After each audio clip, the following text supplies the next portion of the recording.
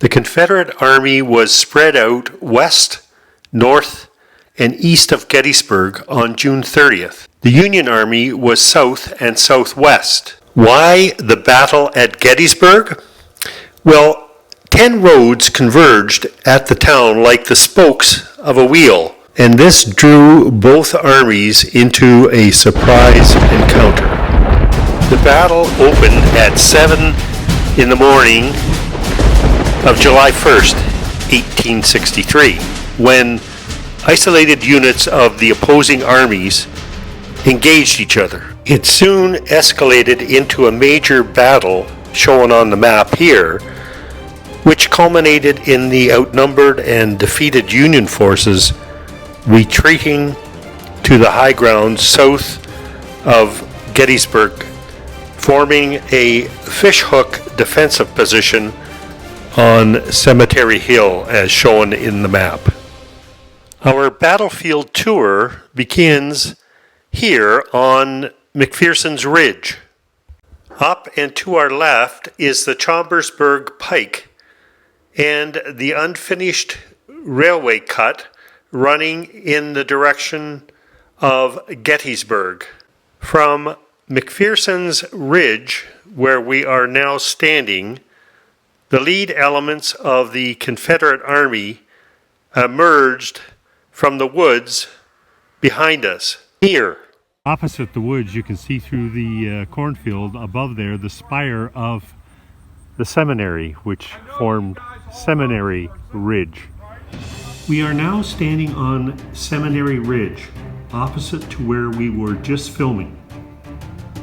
In the area in between, the battle raged all day until the Federals retreated about 4 o'clock into Gettysburg and then on to Cemetery Hill, south of town and above the Emmitsburg Road. This map provides an overview of the first day's battle. Lee made his headquarters here on the Chambersburg Pike late in the day on July 1st on the property of Mary Thompson, a 70-year-old widow. Some of the heaviest fighting on the first day of battle took place around the Thompson house and in the unfinished railway cut located next to the property.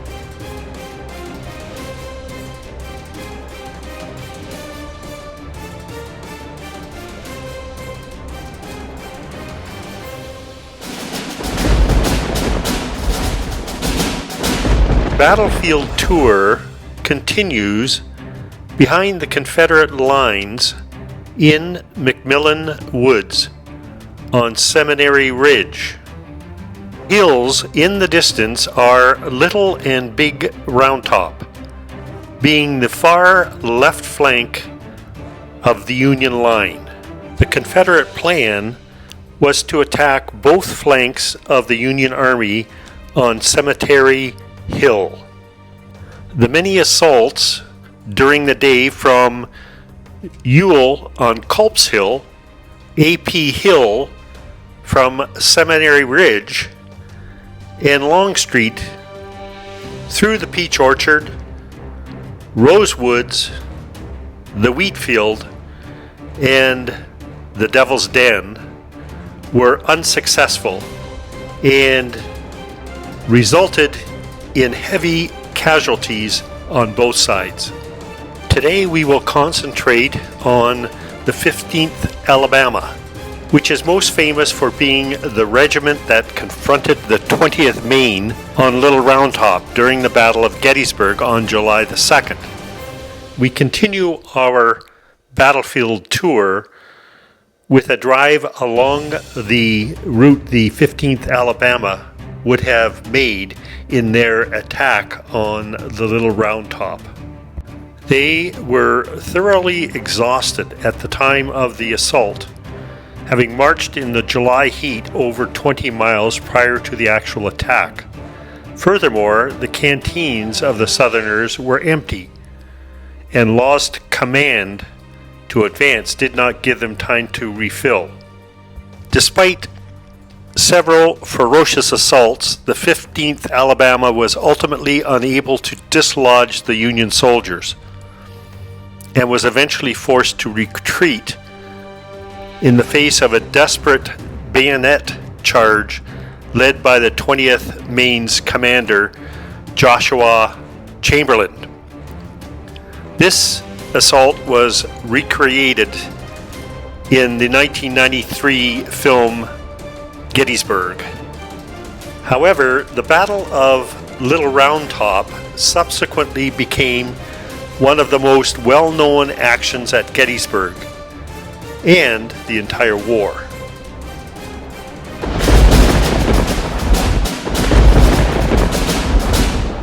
On the morning of the third day, fighting resumed on Culp's Hill, and cavalry battles raged east and south of Gettysburg. He then decided to attack the right center of the Union line on Cemetery Hill. Lee's battle plan for the third day was for Longstreet to attack the Union left, while Ewell attacked Culp's Hill.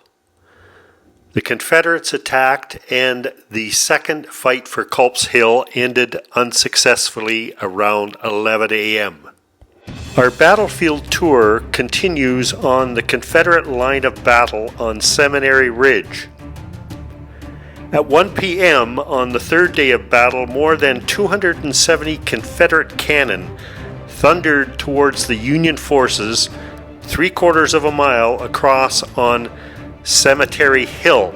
The cannon were aimed at the obelisk shown in the distance, which marks the angle or the high water mark as it is known today. The two hills on the far right of the screen are Little Round Top and Big Round Top, which marks the left flank of the Union line. Around 3 p.m., the cannon fire subsided, and 12,500 Southern soldiers stepped from the ridgeline here and advanced the 3/4 of a mile to Cemetery Ridge in what is known to history as Pickett's Charge. Although the Union line wavered and broke at the angle, reinforcements rushed into the breach, and the Confederate attack was repulsed. So in the distance you see the Pennsylvania Monument. We're now on the Union side, and it's the biggest monument that's in the Gettysburg Park, partly because they had most men on the field on that day, I believe. And we're heading towards the what is called the high water mark, also known as the angle, where the bloodiest fighting on the third day and final battle took place.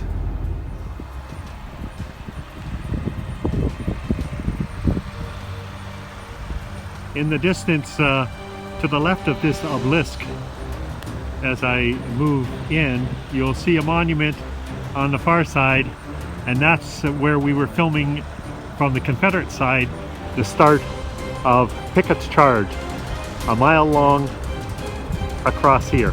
Late in the afternoon, after a 2-hour cannonade, some 7,000 Union soldiers posted around the copse of trees, the angle, and the Bryan Farm repulsed the bulk of the 12,000-man Pickett's Charge against the Federal center. This was the climactic moment of the battle. On July 4th, the next day, Lee's army began retreating. Though the cautious Meade would be criticized for not pursuing the enemy after Gettysburg, the battle was a crushing defeat for the Confederacy. Union casualties in the battle numbered 23,000, while the Confederates had lost some 28,000 men, more than a third of Lee's army.